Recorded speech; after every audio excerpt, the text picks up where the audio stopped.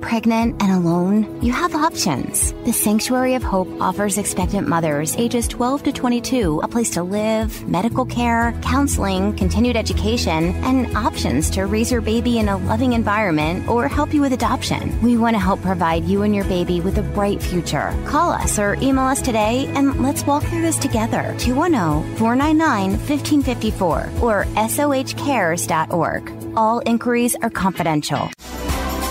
The Dear Agency specializes in helping you understand your coverage before you need it.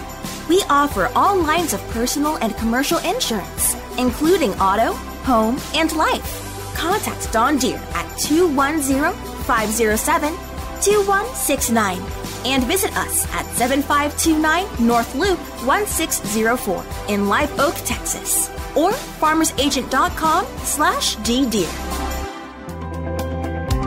You are listening to I Am Refocused Radio with your host, Shemaya Reed. This show is designed to inspire you to live your purpose and regain your focus. And now, here's your host, Shemaya Reed. Hey, welcome to I Am Refocused Radio. We are here once again, and we have a returning guest, Ms. Chelsey Youman, and she is Texas State Director and National Legislative Advisor at the Human Coalition Action. And I just want to welcome back to the show and say how you're doing. It sounds like you're busy.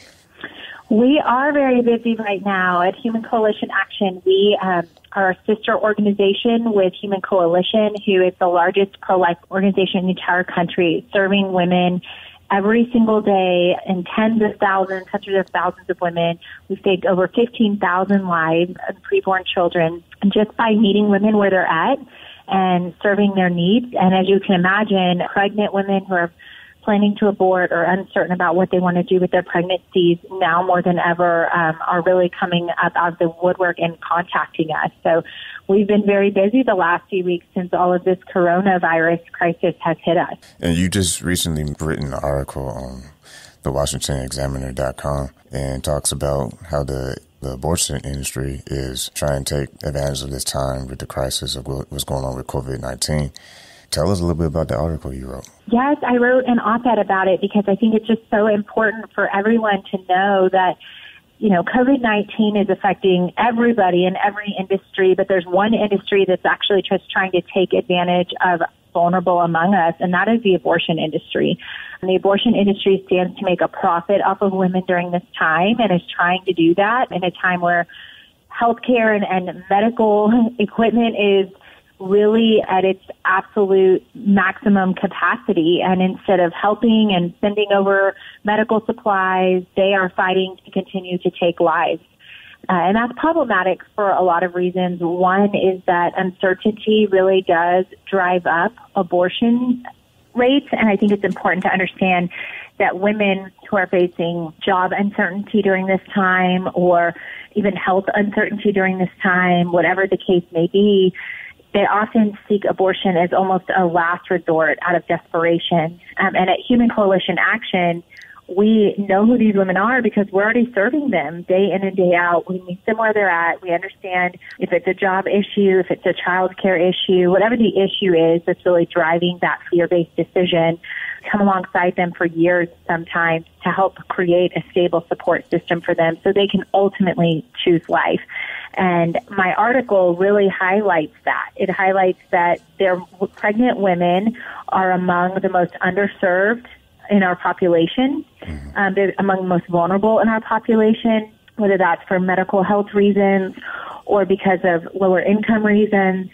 And really, they need an advocate. And so at Human Coalition, I'm just really honored to be able to advocate for them. And part of that is saying to the abortion industry during this time, stop trying to profit off of vulnerable women. Instead, we provide long-term solutions for them. And there's a part in the article where you talk about, like right now in this current time, fighting COVID-19, aka the coronavirus.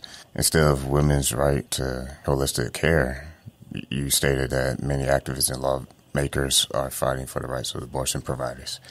Touch on that for the audience a little bit. Yes, so in the state of Texas, Ohio has done this, and I know a few other states are going to follow suit. Essentially, they said all non-essential, the governors have said, Governor Abbott, all non-essential medical services across the state should cease at this point in time because our healthcare industry is so overtaxed. So medical supplies and resources need to be going towards fighting this crisis and saving lives.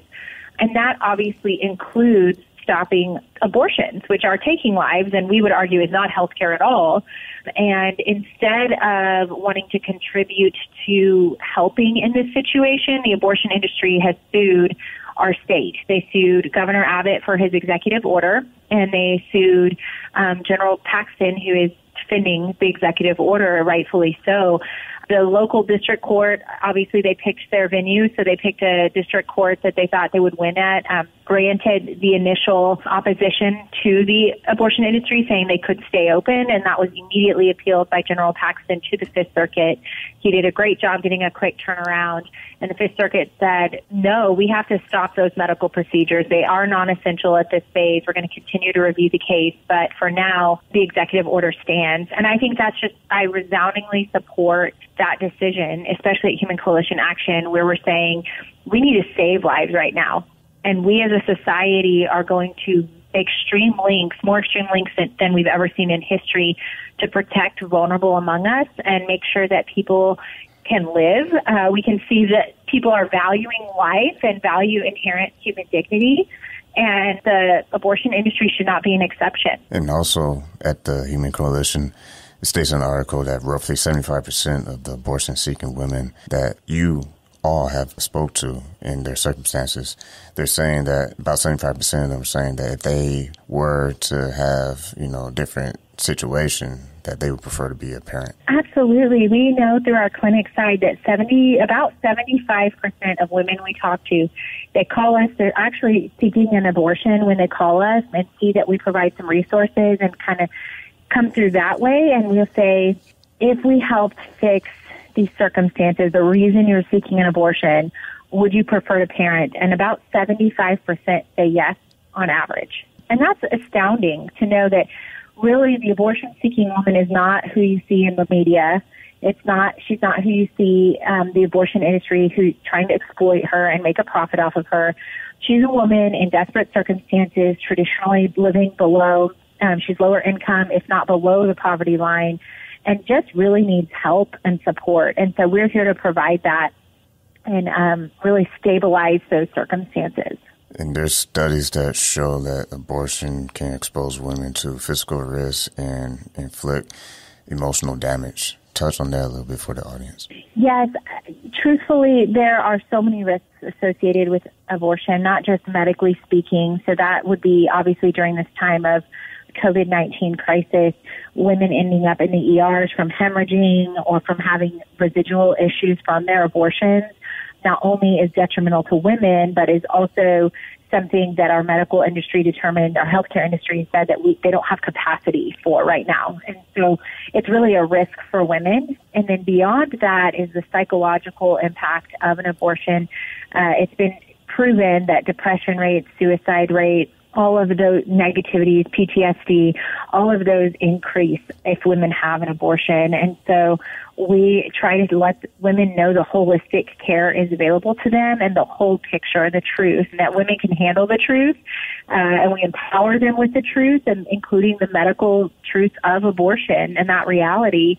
And what that could mean for them, and then that allows, women to ultimately, hopefully, choose life to parent. And we're talking to Chelsey Youman. She's the Texas State Director and National Legislative Advisor at the Human Coalition Action. And if you want to check out the website of what she's a part of, you can go to hucoaction.org. That's HUCO action.org. And on this podcast, we're talking about her article that she wrote for the Washington Examiner.com, and the title of that article, if you want to go search for it, is "In Times of Crisis, Women Deserve Real Health Care. The Abortion Industry Doesn't Provide It." There's another section in the article where you were talking about 75% of women seeking abortion say that they're facing difficult social and economic pressures. And touch on that too, because this is a time where everyone is talking about is, uncertain times that we live in. Touch on that for our audience. Sure, it is uncertain times. We know that unemployment rates are up, and even women maybe who are pregnant right now and have a job might be concerned about their futures. And we would just say to those women, we're here for you, and you don't have to do this alone. And there are support systems out there. And even though in times of uncertainty, abortion rates trend up, we've actually had more calls to our clinic side than we've ever had. And we are still here to serve you. So our clinic side is Human Coalition, and they had 45 clinics nationwide serving women, the largest pro-life organization in the country.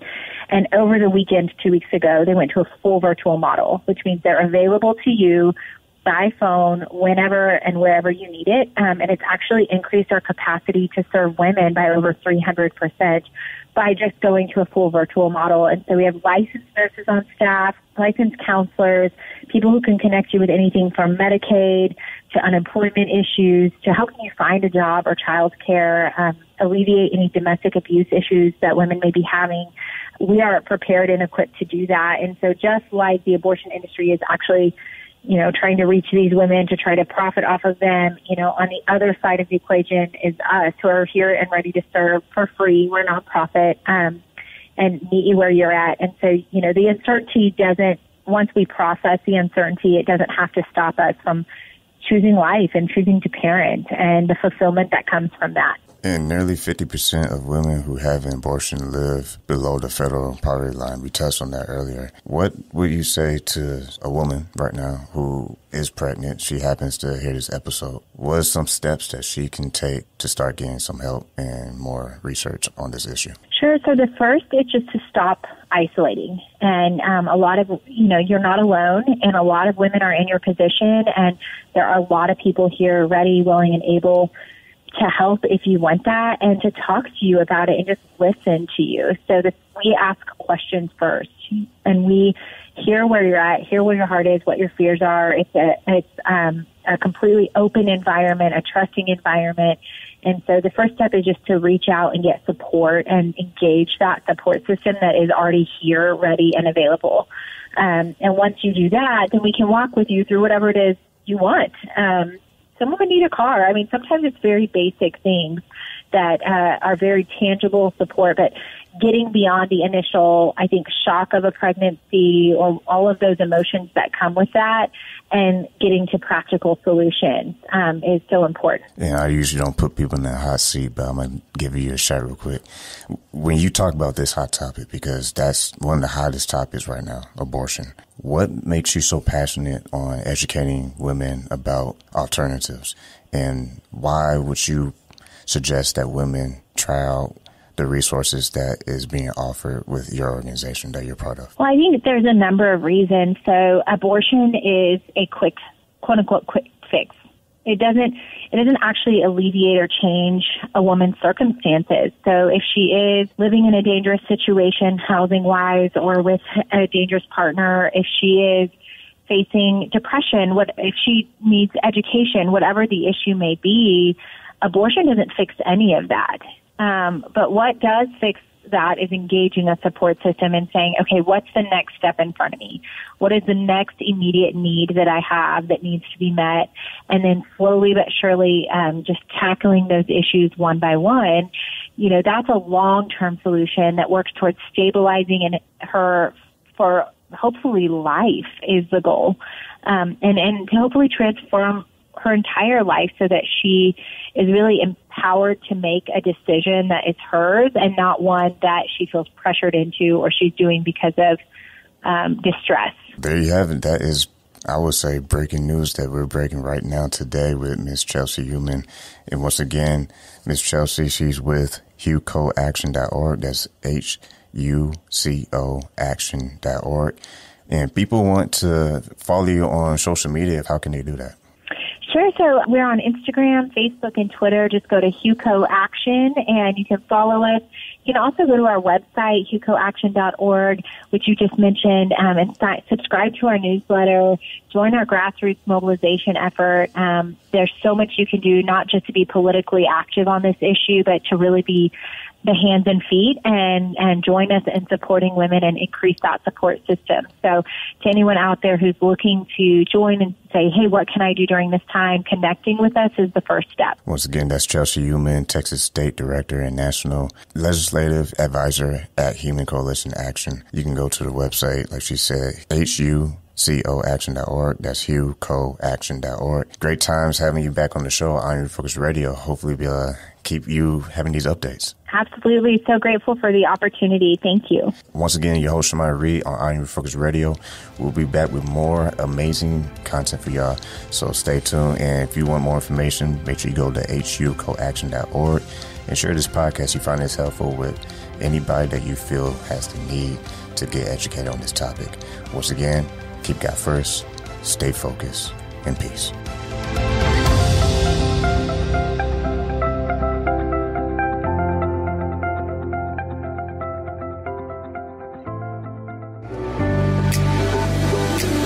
Hi, San Antonio. Need a barber? Visit our good friend Rico Rodriguez, the owner of Rockefeller's Barbershop in San Antonio, Texas, 1733 Babcock Road, and book your appointment today by calling 210-782-5188.